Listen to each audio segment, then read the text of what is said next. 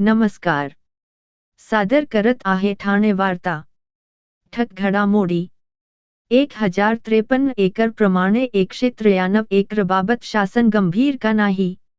राष्ट्रवादी काँग्रेस शरद पवार पक्षाचा सवाल.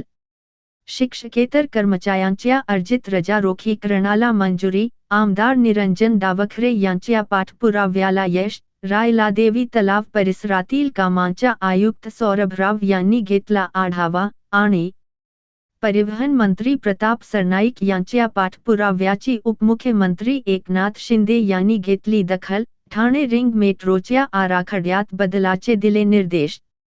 आम्हाला फेसबुक आणि यूट्यूबवर फॉलो करायला विसरू नका.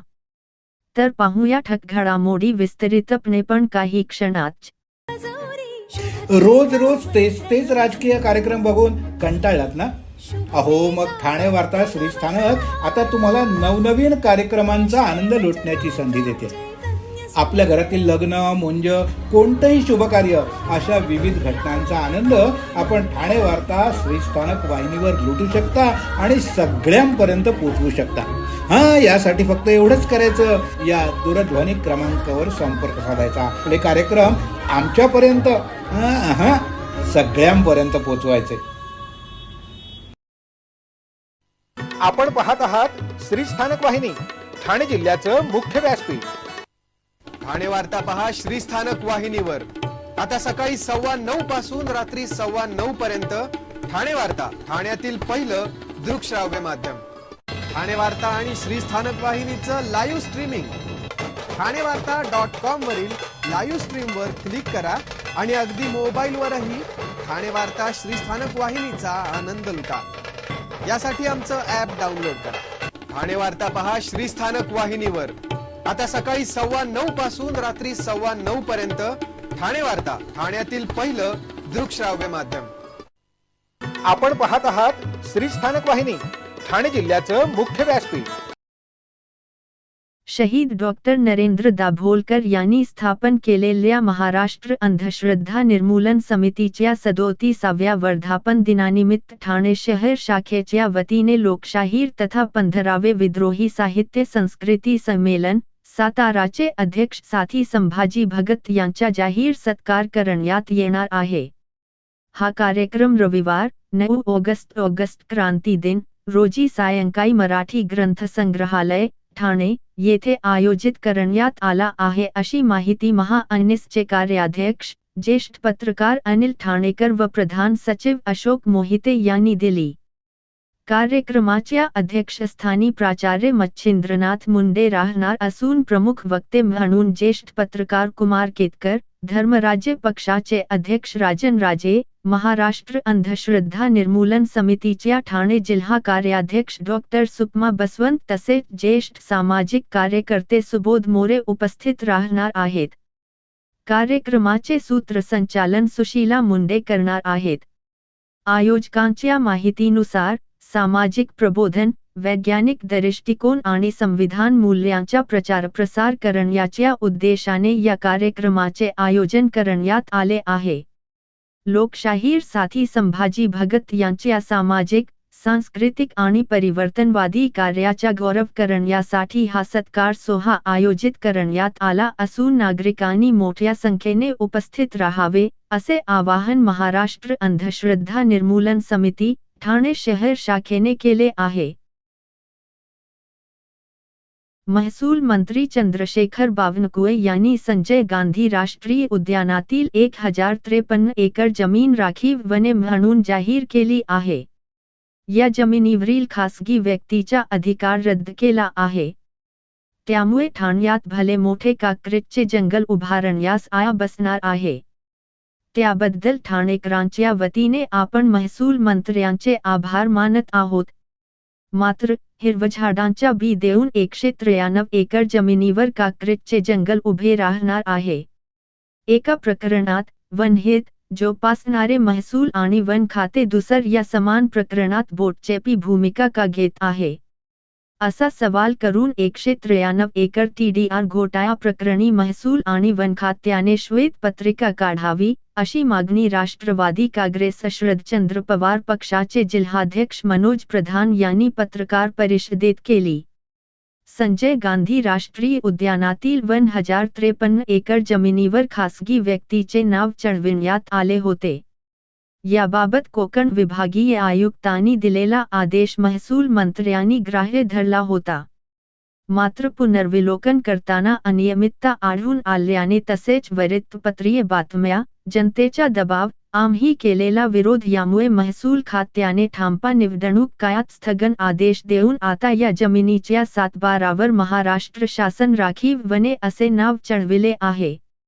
1053 एकर आणि 193 एकर जमीन प्रकरणात तंतोतंत साम्य आहे. या दोन्ही ठिकाणी समान विकासकांचा समावेश आहे. या विकासकांनी 50 वर्षे महाराष्ट्र महसूल न्यायाधिकरणात प्रलंबित असलेले प्रकरण मॅनेज करून स्वतःच्या बाजूने निकाल लावून घेण्याची तजवीज केली होती. MRTचा हा निकाल महसूल मंत्र्यांनीही मान्य केला होता. त्यानंतर 193 एकर प्रकरण उच्च न्यायालयात गेल्यानंतर उच्च न्यायालयात महाराष्ट्र शासनाच्या वन खात्याने प्रभावी बाजू न मांडल्याने ही जमीन वन खात्याच्या ताब्यातून खासगी विकासकांच्या ताब्यात गेली आहे. या विरोधात आम्ही सर्वोच्च न्यायालयात याचिका दाखल केली आहे, असे मनोज प्रधान यांनी सांगितले. 193 एकर जमीन तथा TDR घोटाळ्यात सामान्य ठाणेकरांनी आवाज उठवला आहे. आंदोलने झाली आहेत. तरीही शासनाकडून उच्च न्यायालयात पुनर्विचार याचिका दाखल केली नाही. तसेच महाराष्ट्र महसूल न्यायाधिकरणाच्या निकालावर अपेक्षित विरोधाची भूमिका जाहीर केली नाही. त्यामुळे हे प्रकरण दिसते तेवढे सोपे नसल्याने या प्रकरणी महसूल आणि वन खात्याने श्वेतपत्रिका काढावी, अशी ही मागणी मनोज प्रधान यांनी केली आहे.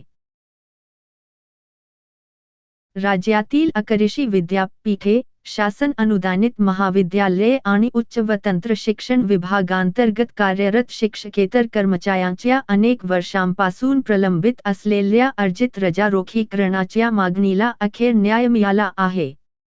सुधारित 7व्या वेतन आयोगानुसार अर्जित रजेच्या रोखीकरणासाठी शासनाने अधिकृत शासन निर्णय GR जारी केला असून याचा लाभ राज्यातील हजारो शिक्षकेतर कर्मचाऱ्यांना होणार आहे. या निर्णयासाठी कोकण पदवीधर मतदारसंघाचे आमदार ॲडव्होकेट निरंजन डावखरे यांनी केलेल्या सातत्यपूर्ण पाठपुराव्याला यश आल्याचे मानले जात आहे. या विषयावर नुकतीच उच्च व तंत्र शिक्षण मंत्री चंद्रकांत पाटील यांच्या अध्यक्षतेखाली मंत्रालयात बैठक झाली होती. या बैठकीत महाराष्ट्र राज्य महाविद्यालयीन शिक्षकेतर कर्मचारी महासंघ आणि अशासकीय महाविद्यालय शिक्षकेतर कर्मचारी महासंघ, कल्याण यांनी शिक्षकेतर कर्मचाऱ्यांच्या प्रलंबित मागण्या मांडल्या. त्यामध्ये 7व्या वेतन आयोगानुसार अर्जित रजेच्या रोखीकरणाची मागणी प्राधान्याने करण्यात आली होती. बैठकीनंतर आमदार डावखरे यांनी संबंधित विभागांशी सातत्याने समन्वय साधत हा विषय तातडीने मार्गी लावण्यासाठी पाठपुरावा केला. महासंघाचे अध्यक्ष राजा बढे, सरचिटणीस सुजित RB सिंह तसेच उच्च शिक्षण संचालक डॉ. शैलेंद्र देवाणकर यांनीही प्रशासकीय स्तरावर आवश्यक कार्यवाहीला गती दिल्याने शासन निर्णय निर्गमित होण्याचा मार्ग मोकळा झाला. या निर्णयाचा लाभ सार्वजनिक विद्यापीठे, शासन अनुदानित अभिमत विद्यापीठे, उच्च शिक्षण संचालनालय, तंत्र शिक्षण संचालनालय, कला संचालनालय यांच्या नियंत्रणाखालील अनुदानित महाविद्यालये तसेच सामाजिक न्याय विभागाकडून हस्तांतरित समाजकार्य महाविद्यालयांमधील दीर्घ सुट्टी अनुज्ञेय नसलेल्या शिक्षकेतर कर्मचाऱ्यांना होणार आहे. संबंधित संवर्गाची पात्रता विभागीय स्तरावर तपासून त्यानुसार कार्यवाही करण्याचे निर्देशही शासनाने दिले आहेत. याबाबत प्रतिक्रिया देताना आमदार ॲडव्होकेट निरंजन डावखरे यांनी शिक्षकेतर कर्मचारी हे उच्च शिक्षण व्यवस्थेच्या कणा आहेत. अनेक वर्षांपासून प्रलंबित असलेली ही न्याय मागणी पूर्ण झाल्याने हजारो कर्मचाऱ्यांना आर्थिक दिलासा मिळणार आहे. मुख्यमंत्री देवेंद्र फडणवीस आणि उच्च व तंत्र शिक्षण मंत्री चंद्रकांत दादा पाटील यांनी या विषयाकडे सकारात्मक दृष्टीने पाहून निर्णय घेतला. ही केवळ आर्थिक सवलत नसून शिक्षकेतर कर्मचाऱ्यांच्या सेवेला दिलेला सन्मान आहे. त्यांच्या इतर प्रलंबित मागण्यांसाठीही माझा पाठपुरावा कायम राहील असे सांगितले. ठाणे रिंग मेट्रो प्रकल्पात लोकहिताला सर्वोच्च प्राधान्य देत उपमुख्यमंत्री एकनाथ शिंदे यांनी मेट्रो प्राधिकरणाला महत्त्वाचे निर्देश दिले आहेत. कमीत कमी नागरिकांचे विस्थापन होईल आणि जास्तीत जास्त ठाणेकरांना मेट्रोचा लाभ मिळेल, अशा पद्धतीने रिंग मेट्रोचा सुधारित आराखडा तयार करण्याचे निर्देश त्यांनी दिले. परिवहन मंत्री तथा ओवामाजिवडा विधानसभा मतदारसंघाचे आमदार प्रताप सरनाईक यांनी बैठकीत मांडलेल्या सूचनांची दखल घेत हा निर्णय घेण्यात आला असून त्याबद्दल परिवहन मंत्री प्रताप सरनाईक यांनी उपमुख्यमंत्री एकनाथ शिंदे यांना पत्र लिहून आभार व्यक्त केले आहेत. ठाणे शहराला विकासाच्या माध्यमातून पुढे नेत असताना उपमुख्यमंत्री एकनाथ शिंदे यांनी गेल्या अनेक वर्षांत विविध महत्त्वाकांक्षी नागरी विकास प्रकल्प मार्गी लावले आहेत. त्यापैकी केंद्र सरकारकडून निधीसह मंजूर करून घेतलेला ठाणे रिंग मेट्रो प्रकल्प हा भविष्यातील वाहतूक व्यवस्थेच्या दृष्टीने अत्यंत महत्त्वाचा प्रकल्प आहे. ठाण्यातील वाढती लोकसंख्या, वाढणारी वाहतूक आणि भविष्यातील गरजा लक्षात घेता शहरातील अंतर्गत वाहतूक अधिक वेगवान, सुलभ आणि सुरळीत करण्यासाठी हा प्रकल्प महत्त्वाची भूमिका बजावणार आहे. मेट्रो प्राधिकरणाने बैठकीत सादर केलेल्या मूळ आराखड्याबाबत परिवहन मंत्री प्रताप सरनाईक यांनी सविस्तर भूमिका मांडली. वाघे इस्टेट येथून लोकमान्यनगर बस डेपो मार्गे उपवन परिसरात जाणाऱ्या प्रस्तावित मार्गामुळे लोकमान्यनगरमधील सुमारे 1500 कुटुंबे बाधित होण्याची शक्यता असल्याचे त्यांनी निदर्शनास आणून दिले. तसेच उपवन येथील एअरफोर्स शूटिंग रेंजलगत असलेल्या उपवन इंडस्ट्रीजचाही काही भाग प्रभावित होणार असून ठाणे शहराची सांस्कृतिक ओळख असलेल्या उपवन आर्ट फेस्टिव्हलच्या अस्तित्वावरही प्रश्नचिन्ह निर्माण होण्याची शक्यता त्यांनी बैठकीत मांडली. याशिवाय वीर सावरकर नगर, महात्मा फुले नगर, रुणवाल प्लाझा परिसर, लोकमान्यनगर पाडा क्रमांक 1 व 2, वेदांत कॉम्प्लेक्स, दोस्ती कॉम्प्लेक्स, समतानगर, लक्ष्मीनगर, चिरागनगर, वर्तकनगर, भीमनगर तसेच शास्त्रीनगर व शिवाईनगरच्या काही भागातील सुमारे 1 लाख नागरिकांना या मेट्रो मार्गाचा कोणताही लाभ मिळणार नाही, ही गंभीर बाबही त्यांनी निदर्शनास आणून दिली. उलट ज्या उपवन परिसरातून मेट्रो नेण्याचा प्रस्ताव होता, त्या भागात एका बाजूला संजय गांधी राष्ट्रीय उद्यान आणि दुसऱ्या बाजूला उपवन तलाव असल्यामुळे भविष्यातही तेथे मोठ्या प्रमाणावर लोकवस्ती होण्याची शक्यता नसल्याचे त्यांनी स्पष्ट केले. ओवामाजिवडा मतदारसंघाचे 3 वेळा नगरसेवक आणि 4 वेळा आमदार म्हणून या परिसराचा सखोल अभ्यास असल्याने मेट्रोचा आराखडा तयार करताना स्थानिक लोकप्रतिनिधींशी चर्चा झाली असती तर अधिक लोकाभिमुख पर्याय उपलब्ध झाला असता, असेही सरनाईक यांनी बैठकीत सांगितले.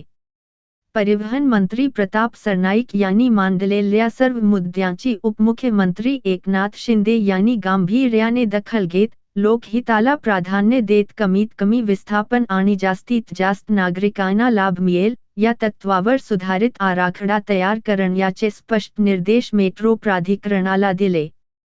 त्यामुळे लोकमान्यनगरसह परिसरातील नागरिकांना मोठा दिलासा मिळाला आहे. रोज रोज तेच राजकीय कार्यक्रम बघून कंटाळलात ना? अहो मग ठाणे वार्ता श्रीस्थानक आता तुम्हाला नवनवीन कार्यक्रमांचा आनंद लुटण्याची संधी देते. आपल्या घरातील लग्न, मुंज, कोणतंही शुभकार्य अशा विविध घटनांचा आनंद आपण ठाणे वार्ता श्रीस्थानक वाहिनीवर लुटू शकता आणि सगळ्यांपर्यंत पोहोचवू शकता.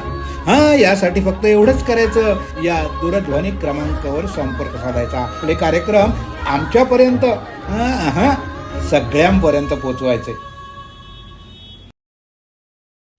आपण पाहत आहात श्रीस्थानक वाहिनी, ठाणे जिल्ह्याचं मुख्य व्यासपीठ.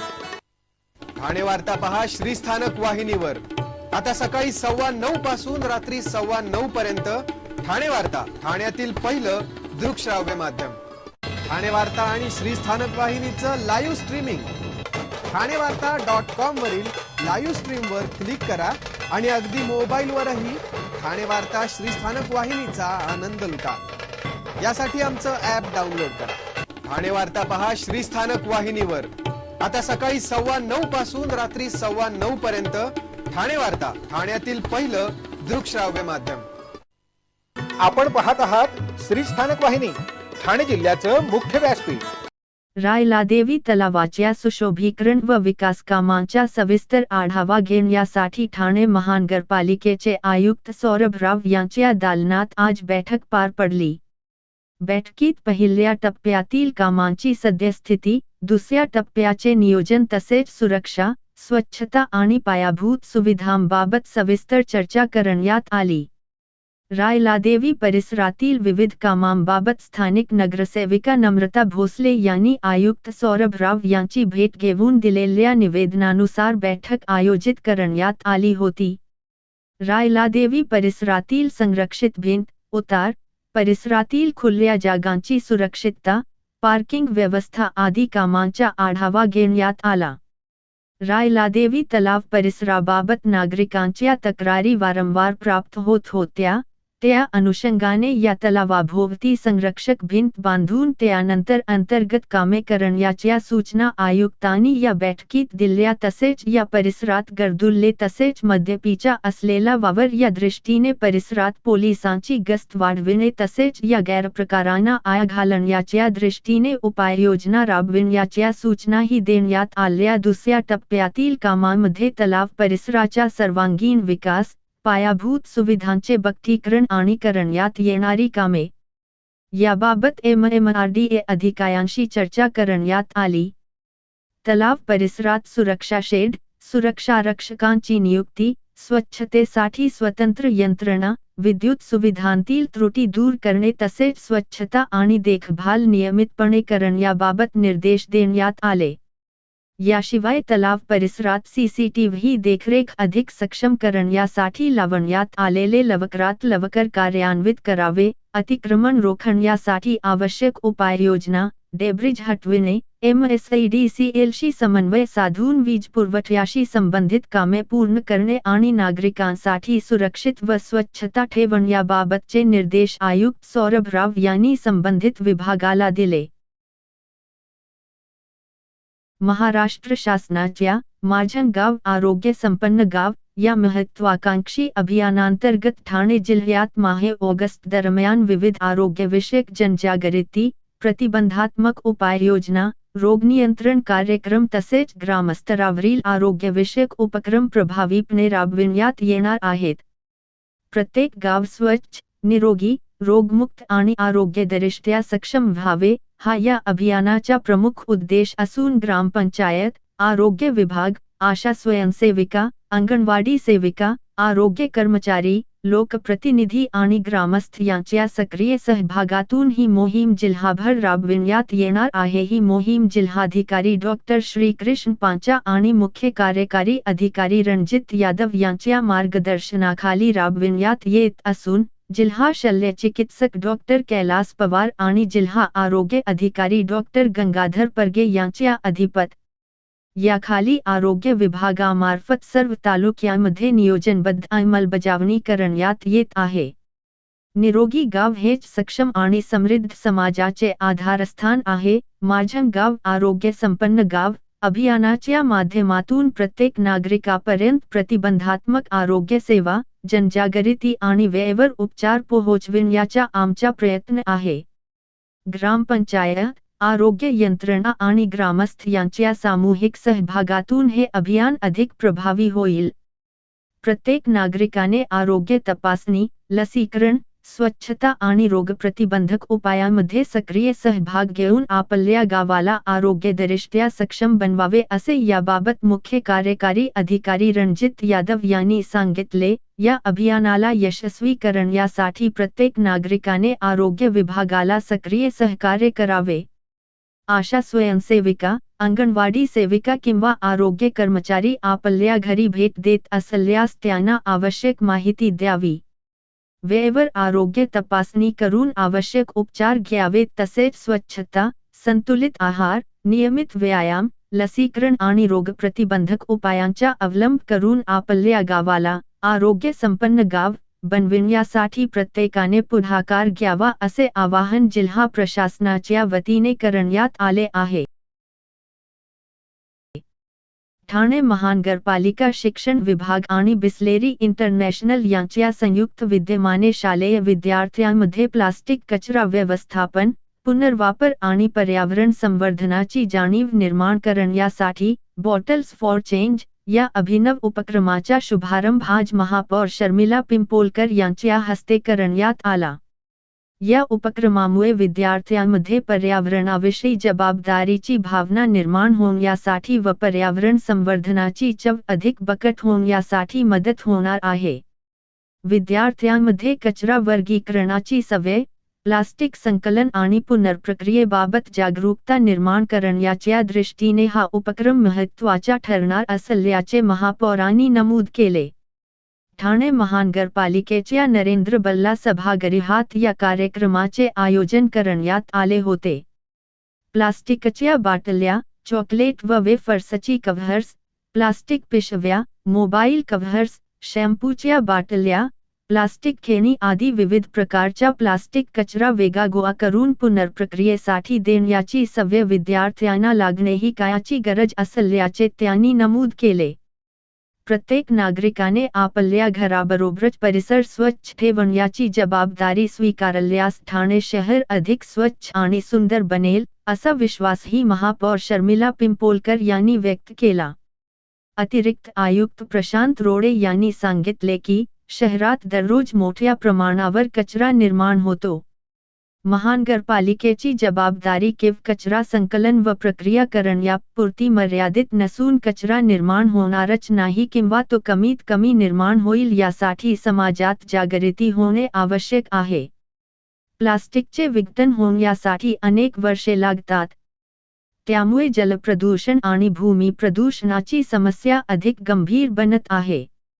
पर्यावरण संरक्षणाची सुरुवात विद्यार्थ्यांपासून व्हावी या उद्देशाने शाळांमध्ये हा उपक्रम राबविण्यात येत असल्याचे अतिरिक्त आयुक्त प्रशांत रोडे यांनी नमूद केले. या उपक्रमात सातत्याने सहभाग घेणाऱ्या विद्यार्थ्यांचे नियतकालिक मूल्यमापन करून त्यांचा गौरव करण्यात येणार आहे. केवळ पर्यावरणाविषयी शिकविण्यापेक्षा विद्यार्थ्यांनी प्रत्यक्ष कृतीतून पर्यावरण संवर्धन करावे, हा या उपक्रमाचा उद्देश असल्याचे उपायुक्त डॉ. मिताली संचेती यांनी प्रास्ताविकपर भाषणात स्पष्ट केले. रोज रोज तेच राजकीय कार्यक्रम बघून कंटाळलात ना? अहो मग ठाणे वार्ता श्रीस्थानक आता तुम्हाला नवनवीन कार्यक्रमांचा आनंद लुटण्याची संधी देते. आपल्या घरातील लग्न, मुंज, कोणतंही शुभकार्य अशा विविध घटनांचा आनंद आपण ठाणे वार्ता श्रीस्थानक वाहिनीवर लुटू शकता आणि सगळ्यांपर्यंत पोहोचवू शकता. यासाठी फक्त एवढंच करायचं, या दूरध्वनी क्रमांकावर संपर्क साधायचा. आपले कार्यक्रम आमच्यापर्यंत सगळ्यांपर्यंत पोहोचवायचे. अहो, आपण आपलं घर स्वच्छ, सुंदर, नीटनेटकं ठेवतो ना, मग आपण आपल्या शहराच्या बाबतीत उदासीन का?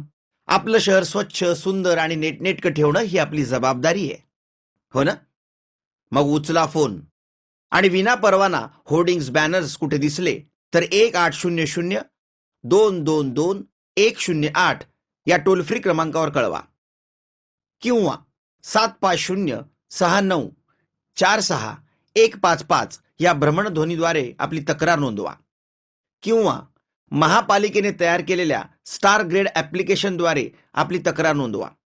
त्याची दखल त्वरित घेतली जाईल. लक्षात घ्या, आपला छोटासा सहभाग आपलं शहर स्वच्छ, सुंदर आणि नीटनेटकं बनवू शकतो. जसं आपलं घर तसं आपलं ठाणे शहर. आपण आपले कार्यक्रम किंवा बातम्या आम्हाला ठाणेवार्ता@gmail.com या ईमेलवर कळवू शकता.